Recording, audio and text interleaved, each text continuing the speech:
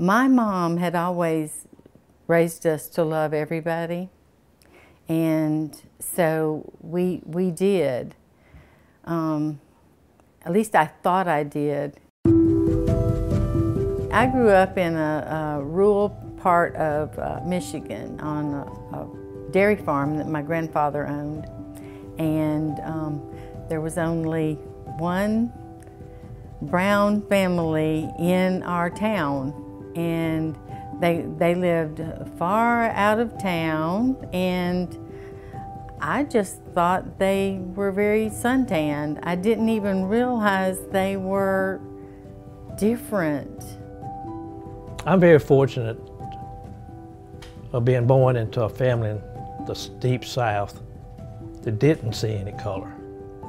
I was born in Selma, Alabama, and my dad had a farm of about 900 acres right down on the county line, about 40 miles from Selma. He was a sawmill man. He had probably 30 guys that worked for him, and they were all black. He didn't see color. He saw a human being, and he saw worth in everyone that he came in contact with.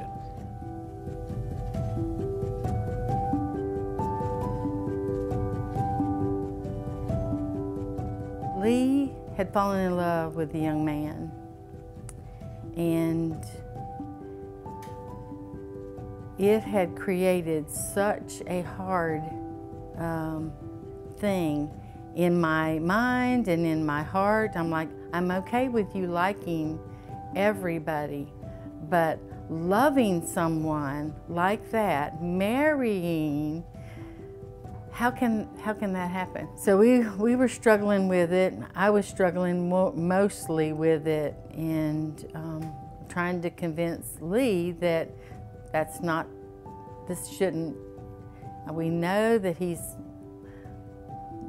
a nice guy, but marrying is two different things. Lee ran away from home, and it was horrible. I thought, we cannot continue like this. We tried to talk her into come home. She says, I can't come home until you guys, we'll sit down and we have to work this out. You taught us that you loved everyone, that we are to love everyone, and this is where this has led me, and I love him. And we had to wrestle with our own, like, what was keeping that? What was inside of us that wanted to prevent that? And thankfully, we worked through it and ended up loving him and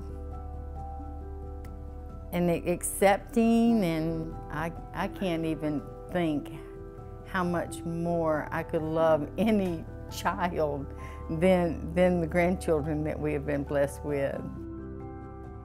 I think God has broken my heart for all people of color, and seeing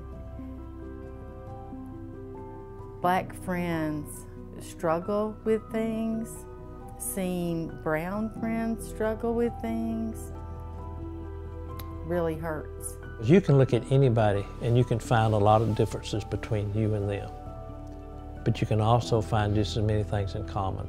We need to be looking for that common area.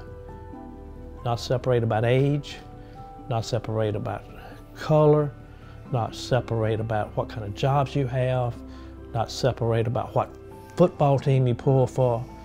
All these things, that's just a hill of beans. Find out what's in common and love people and always be there for them, and that's what we need in this world. We have a story. We have a story that's taught us to love everyone.